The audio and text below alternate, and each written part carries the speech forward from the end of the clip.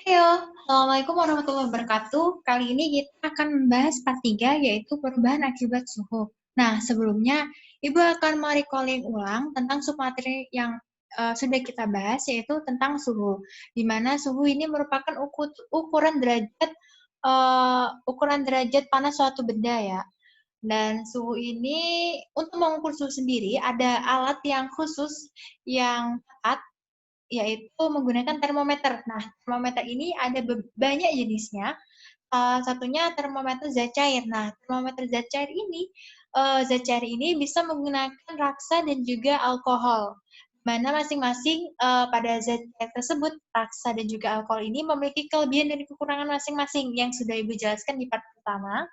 Dan juga uh, untuk mengukur suhu ini ada skala suhu, yaitu menggunakan Celsius, Fahrenheit, Reaumur, dan juga Kelvin, di mana di part 2 sudah Ibu jelaskan lebih dalam bagaimana sih cara mengkonversi dari skala Celsius ke skala Fahrenheit ataupun sebaliknya. Nah, kali ini kita akan membahas tentang perubahan akibat suhu, tapi sebelum itu, Ibu akan memberikan informasi terkait tugas, yaitu tugasnya itu ada peralatan, jadi ada ralat ya. Nah, ini sudah Ibu kumpulkan semuanya dari part 1 sampai part 2, tugas-tugasnya. Jadi, bisa kalian screen capture atau di screenshot untuk tugas-tugasnya. Yang pertama, zat cair apakah yang digunakan dalam termometer zat cair. Yang kedua, apa kelebihan dan kekurangan zat cair tersebut.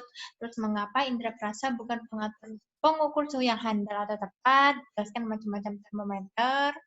Dan 5, konversikan. Yang keenam, mengapa dalam skala Kelvin tidak ada derajatnya. Dan yang ketujuh, ini ya, terdapat 4 termometer skala Celsius dengan skala terkecil dan terbesarnya ditunjukkan pada tabel. Nah, termometer manakah yang paling sesuai untuk mengukur suhu tubuh manusia? Jelaskan. Jadi, ini kalian kerjakan, kemudian kita langsung membahas tentang perubahan akibat suhu. Nah, apa sih yang terjadi pada benda apabila suhunya berubah? Jadi, salah satu perubahan yang terjadi pada benda apabila suhunya berubah dari suhu normalnya, maka ukuran benda itu juga bisa berubah. Nah, apabila suhu benda tersebut naik, secara umum ukuran benda ini bertambah. Nah, peristiwa ini disebut juga sebagai pemuaian. Salah. Mohon maaf. Mari kita ke pemuaian. Nah, kira-kira kalian pernah nggak sih ngalamin apabila kita membuka atau menutup pintu pada siang hari, biasanya nih ada suara bunyi seperti itu. Nah, kenapa sih pintu di siang hari ini suka berderit atau berbunyi? Nah, salah satunya ini karena akibat pemuaian. Oke, langsung pemuaian ini bergantung pada 3 jenis hal. Yang pertama, jenis bendanya, ukuran semula, perubahan suhu yang diterima benda. Nah, pemuaian ini juga terjadi pada zat padat, air, dan juga gas. Pemuaian ini merupakan tambahan panjang, juga bisa luas, dan juga bisa volume suatu benda yang dikenai, karena pengaruh kalor yang diterima. Oke, kalor ini akan kita bahas lebih dalam lagi di bab selanjutnya, yaitu di bab 5. Nah, pengaruh kalor ini bisa mengakibatkan dua hal. Jadi apabila benda dipanaskan atau mendapat kalor yang tinggi atau besar, maka partikel di dalamnya itu ikut bergetar lebih kuat sehingga jaraknya saling menjauh dan mengalami pemuaian. Nah, apabila suatu benda ini suhunya turun atau dingin, maka getaran partikel ini akan lemah dan jaraknya ini semakin rapat, semakin dekat dan mengalami penyusutan. Seperti itu ya. Nah, pemuaian sendiri ini salah satunya dialami oleh zat padat, yaitu pada biasanya rel kereta api, ada juga jembatan, ada juga pada pemasangan kaca jendela. Nah, mungkin dari teman-teman kok bisa gitu. Jadi memang pada pemuaian zat padat ini memang sulit diamati secara langsung. Namun namun kita itu dapat melihat bagaimana pengaruhnya. Contohnya pada bunyi pintu berdiri pada siang hari gitu. Juga misalnya pada saat kalian menuangkan air panas ke dalam gelas. Kadang-kadang kalau misalnya udah kayak terlalu panas banget, gelas itu bisa retak bahkan pecah. Nah, retak atau pecahnya gelas ini bisa terjadi karena pemoyan yang tidak merata pada gelas tersebut. Jadi gelasnya itu bisa kaget gitu kok tiba-tiba suhunya langsung berubah tinggi gitu akibat air panas yang dituang. Jadi seperti itu.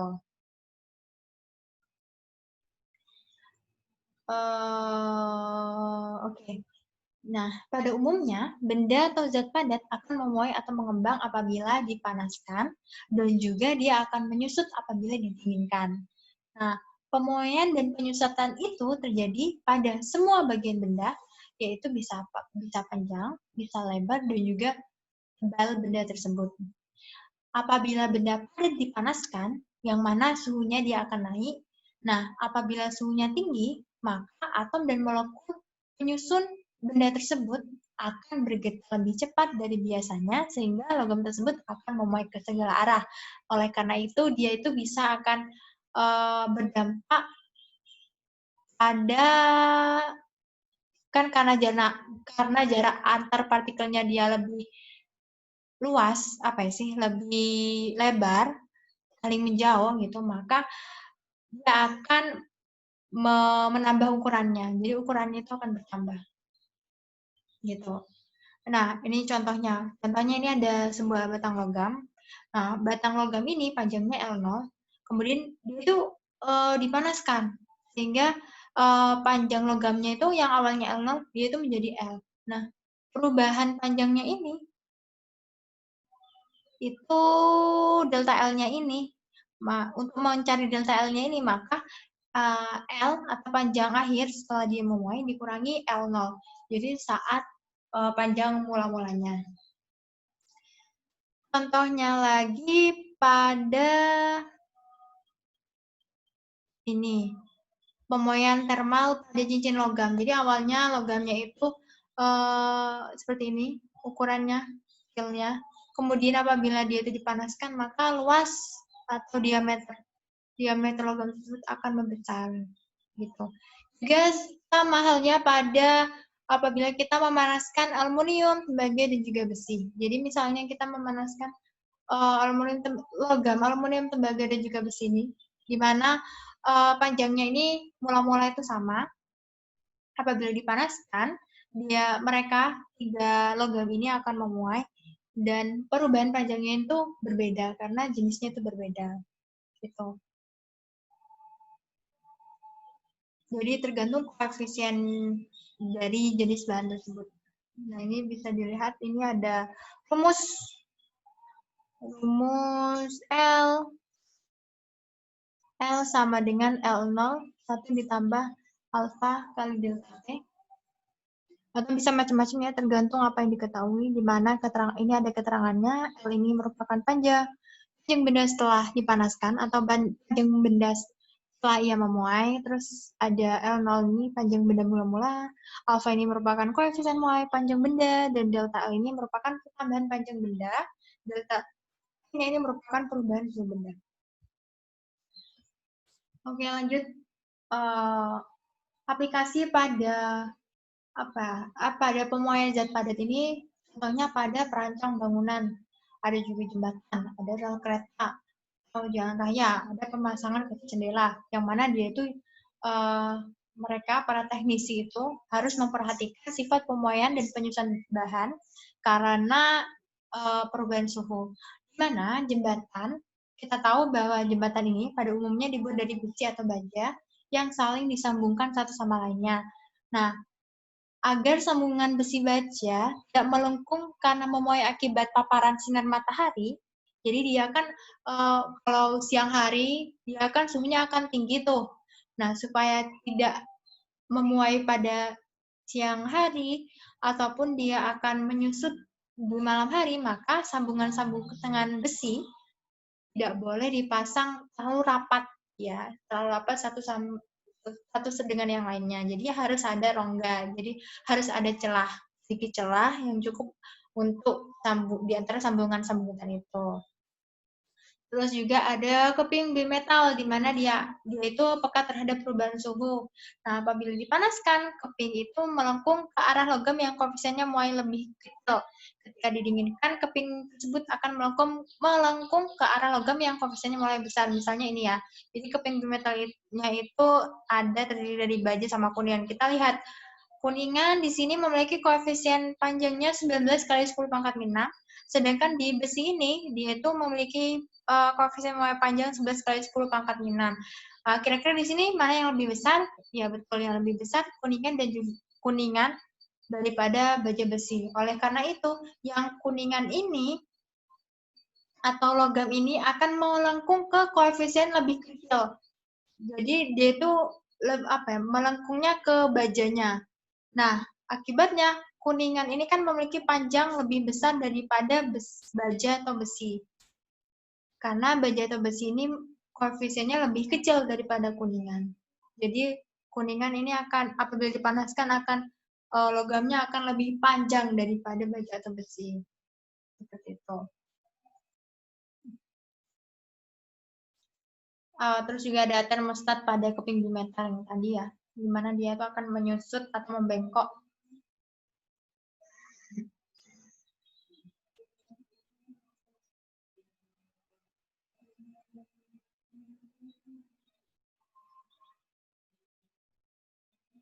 Jadi kalau misalnya kita melakukan percobaan pada keping bimetal ini tadi, maka hasil percobaan yang kita lakukan akan menunjukkan bahwa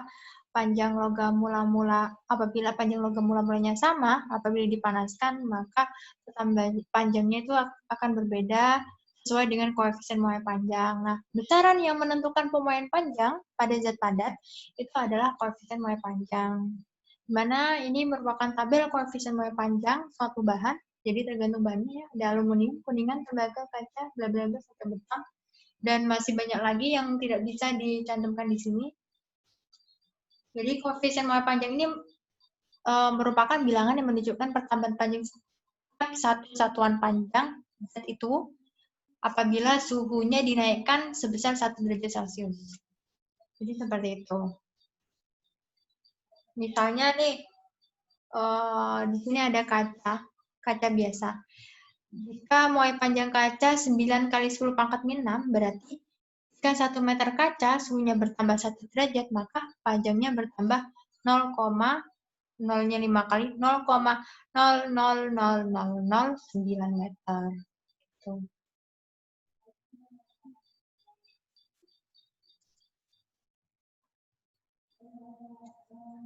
Jadi tadi muai panjang Ibu sudah menjelaskan rumusnya ya. Jadi koefisien muai panjang itu pertambahan panjang sebenarnya itu gini. Apa ya? Pertambahan panjang dibagi L0 dikali delta T-nya.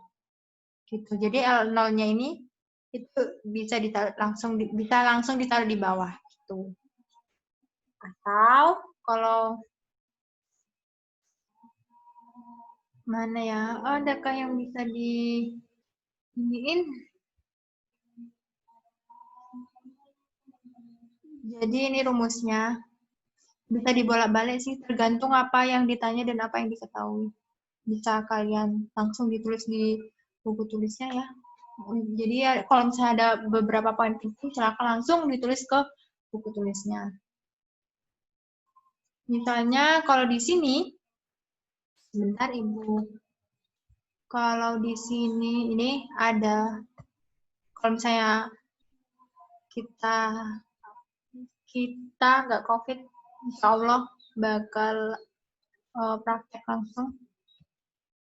Jadi ini ya, penggunaan matematika yang tadi, ini sama seperti rumus yang di PPT tadi, di mana pertambahan panjang, koefisien muai panjang atau alfanya, ini namanya alfa, itu sama dengan delta L atau pertambahan panjang dibagi L0 ini panjang mula-mula dikali delta T ini perubahan suhu.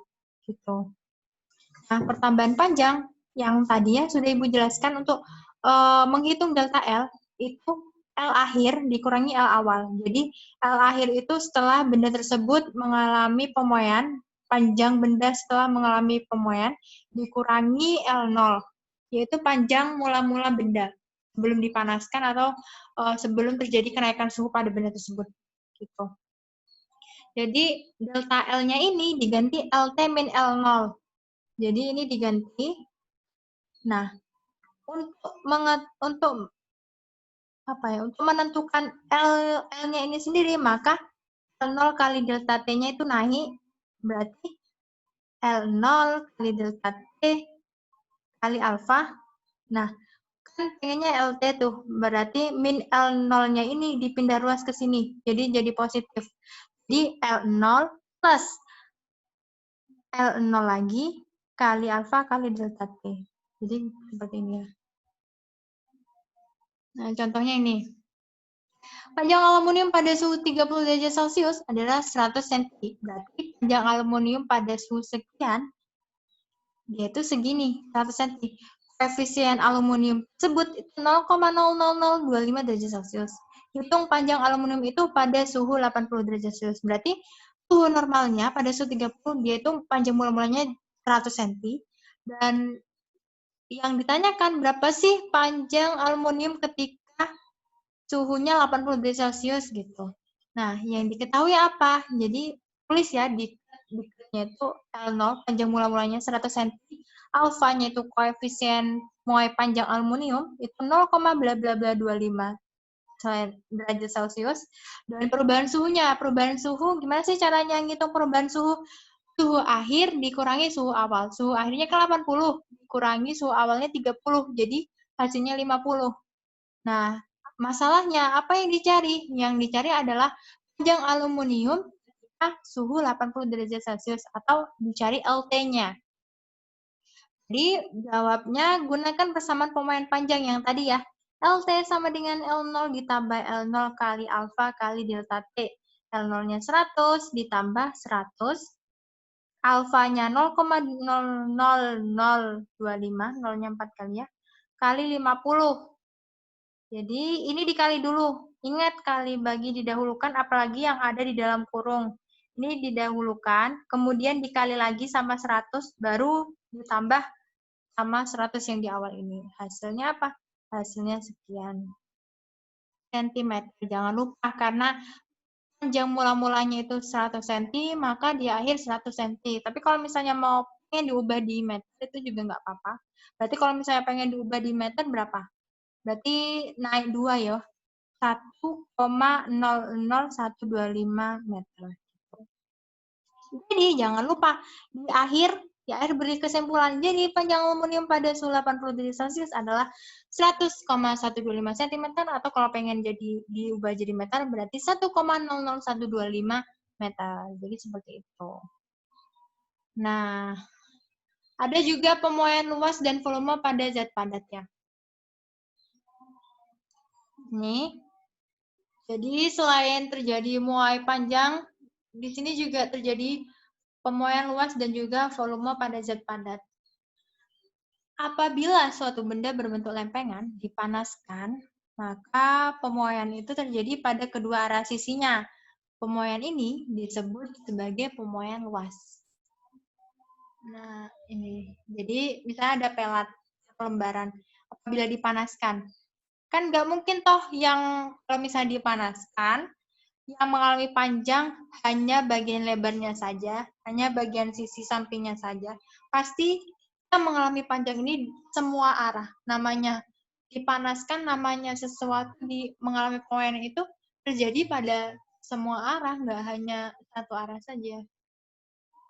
Tuh. Koefisien muaian luas suatu bahan adalah fraksi pertambahan luas benda terhadap luas awal benda per satuan kenaikan suhu. Jadi ini rumusnya. Rumusnya itu hampir sama dengan sebelumnya. Cuman kalau koefisiennya muai luas itu dia itu beta bukan alfa. Kan kalau yang muai luas itu alfa ya. Kalau yang muai panjang itu alfa, tapi kalau muai luas itu beta. Jadi ini namanya beta. Rumusnya sama semua sama. Yang di muai panjang itu ini L, tapi kalau muai luas itu A.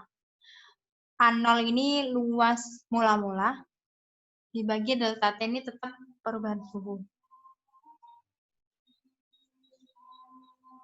Jadi apabila kita melakukan pemasangan pelat-pelat logam, teknisi itu pasti memperhatikan jadinya pemuaian luas. Nah, pemuaian luas ini memiliki koefisien, ini betanya ini 2 kali koefisien muai panjang. Jadi kalau misalnya kita mencari berapa sih koefisien muai luas, itu caranya 2 kali alfa. Misalnya di sini ada pelat besi, berarti 2 kali alfa. Koefisien panjangnya besi berapa? Besi atau baja? 11. Berarti 2 dikali 11 kali 10 pangkat min 66. Hasilnya 22 kali 10 pangkat min 6. Itu koefisien muai luasnya si besi. Ini rumusnya ya. Bagaimana pemuaian dialami oleh kelereng dan balut besi jika kedua benda tersebut dipanaskan? Nah, beda halnya ya kalau dia itu merupakan benda yang 3 dimensi, maka dia akan mengalami muai volume. Nah, kalau misalnya 2 dimensi, dia akan mengalami muai luas. Beda halnya kalau 3 dimensi, maka dia akan mengalami muai volume. Oke, next. Jadi ini. Nah, koefisien muai volume atau gamma. Jadi kalau beta tadi itu kan sama dengan 2 kalinya alfa. Nah, kalau gamma ini 3 kalinya alfa, 3 kali koefisien muai panjang. Rumusnya sama seperti yang tadi, cuman simbolnya yang berbeda. Simbolnya kita pakai gamma, bisa delta V. Awalnya itu kan delta A atau delta L. Nah, itu karena yang di sini muai volume, berarti di sini diganti V. Dibagi V0, dibagi delta T gitu. Jadi apabila benda-benda yang berdimensi 3 atau memiliki panjang, lebar, dan juga tinggi, ini ada panjang, lebar, lebarnya ke sini ya, panjang, lebar, dan juga tinggi, tingginya ke atas sini, maka dia akan mengalami muai ruang jika dipanaskan, itu volume. Seperti itu. Pernahkah kalian menjumpai daun pintu tidak dapat ditutup pada bingkai pintunya atau kaca jendela yang tidak dapat masuk ke dalam bingkainya? Hal itu terjadi karena pemasangan daun pintu dan kaca jendela selalu rapat dengan bingkainya, sehingga ketika terjadi pemuaian atau penyusutan tidak tersedia lagi rongga yang cukup gitu. Kalau kita ketahui bahwa partikel-partikel zat padat selalu bergerak atau bergetar. Getaran partikel makin cepat sehingga memerlukan ruangan antar partikel yang lebih besar.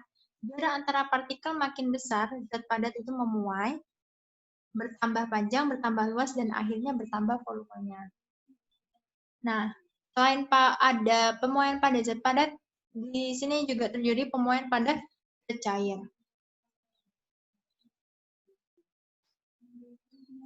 Bagaimana dengan zat padat? Ternyata zat cair ini juga bisa mengalami pemuaian apabila dipanaskan. Bahkan ternyata pemuaian pada zat cair ini relatif lebih mudah atau lebih cepat diamati dibandingkan dengan pemuaian zat padat.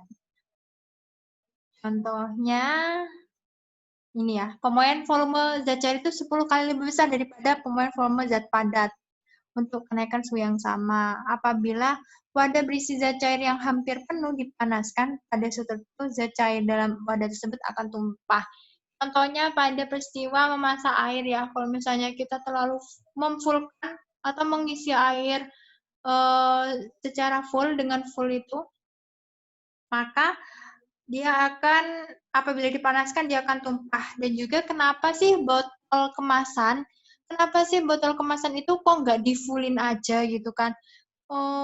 wong kita beli, misalnya beli mahal-mahal 15.000 tapi isinya cuma nggak full gitu, berapa ya? Mungkin 7/8 gitu. Kenapa sih kok nggak langsung satu aja, satu langsung full gitu? Nah, itu untuk mengantisipasi pemuaian ternyata, guys. Nah, ini ada koefisien muai volume beberapa zat cair. Ada air, koefisiennya sekian, alkohol, bla bla bla bla. Ini bisa dilihat di sini, dan juga rumusnya delta V sama dengan V0 kali gamma delta T. Jadi ini ya, rumus volume zat cair.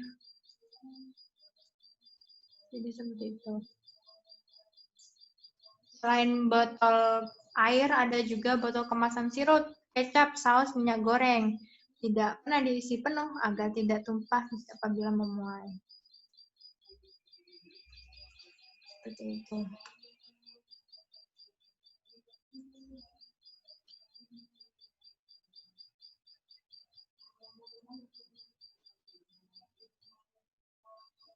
Nah, ini contohnya peristiwa anomali air. Umumnya, volume zat cair akan meningkat ketika suhunya dinaikkan, namun air dingin merupakan pengecualian untuk aturan ini. Sifat pemuaian air yang tidak teratur ini disebut sebagai anomali air. Jadi yang ini, ketika dipanas, ketika didinginkan, ini ya contohnya. Presi kerapatan air pada tekanan atmosfer. Saat suhu meningkat dari 0 sampai 4, air menyusut. Kerapatannya meningkat dan mencapai volume minimum pada 4 derajat. Ketika menyusut, massa air tetap, massa jenis air mencapai maksimum 4 derajat. Di atas 4, air akan memuai jika dipanaskan. Jadi di atas 4 derajat dia akan memuai. Kondisi danau di musim panas dan di musim dingin. Jadi suhu air di musim panas, ikan tersebut lebih senang ada di atas atau di atas danau karena suhunya lebih dingin. Tapi apabila suhu di cuaca dingin, airnya itu kan lebih dingin paling atas tuh, maka ikan-ikan itu sukanya di bawah. Seperti itu. Terus juga ada pemuaian zat padat. Zat gas, mohon maaf. Pemuaian pada zat gas. Gas dapat mengalami pemuaian ketika terjadi kenaikan suhu dan mengalami penyusutan ketika terjadi penurunan suhu. Ini contohnya ya. Apabila kita ini ada kayak mungkin sejenis panci gitu, panci yang terbuka diisi air. Terus di sini ada botol tanpa air ya, pasti botol tanpa air diletakkan di mangkoknya ini, mangkok yang berisi air yang dipanaskan ini, dan ini ada balonnya. Jadi kita nggak perlu repot-repot meniup susah-susah. Jadi kalian bisa masukin balonnya aja di sini, maka balonnya akan mengembang. Nah, hal ini terjadi pemuaian pada zat gas. Berbeda halnya kalau misalnya kita tidak memanaskan air tersebut, maka dia akan mengepes seperti semula. Jadi ketika bagian bawah botol diletakkan ke dalam wadah yang berisikan air panas, maka udara dalam botol akan memuai sehingga menyebabkan balon mengembang. Ketika bagian di bawah botol diletakkan wadah air dingin, maka suhu udara berkurang sehingga udara menyusut dan menyebabkan balon mengepis. Dan ini ada rumusnya untuk pemuaian pada zat gas. Oke.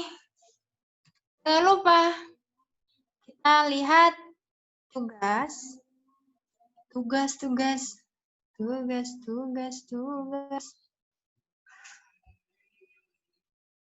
Mana ya?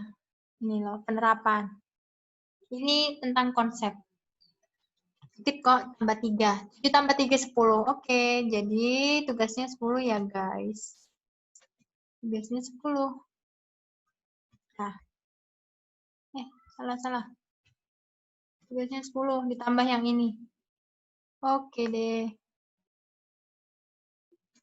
Loh.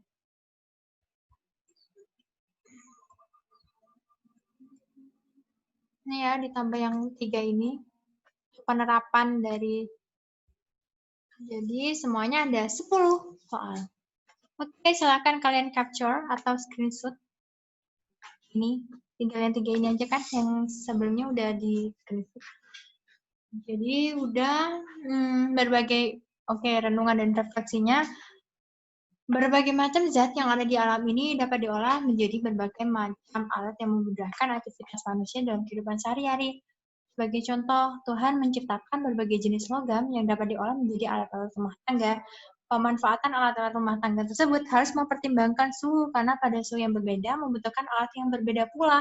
Betapa lengkapnya ciptaan Tuhan Yang Maha Esa, sehingga manusia dapat memenuhi kebutuhan hidupnya. Oleh karena itu, sudah menjadi kewajiban kita untuk selalu bersyukur kepada Allah. Salah satu wujud syukur pada Allah dengan selalu menjaga alam ini dan menggunakan apa yang ada di sekitar kita sesuai dengan kebutuhan, bukan keinginan ya, tapi sesuai dengan kebutuhan. Suhu merupakan salah satu hal yang menjadi pertimbangan saat menggunakan berbagai benda di sekitar, misalnya ketika kita masak, digunakan alat dari kayu atau alat dari aluminium yang dilapisi bahan tahan panas pada bagian pegangannya supaya kita tidak kena kepanasan apabila terjadi penambahan suhu. Di mana penambahan suhu tersebut menyebabkan pemuaian baik zat padat, cair maupun gas. Nah, oleh karena itu, pada pemanfaatan benda ini juga harus mempertimbangkan adanya pemuaian. Sebagai contoh dalam pemasangan kaca jendela, rel kereta api, rangka baja pada jembatan, dan juga penyimpanan makanan dalam bentuk cair. Nah, kira-kira apa yang akan terjadi seandainya menggunakan benda di sekitar kita tanpa memperhatikan pengaruh suhu dan juga pemuaian yang akan terjadi akibat perubahan suhu tersebut? Jadi, wallahu a'lam.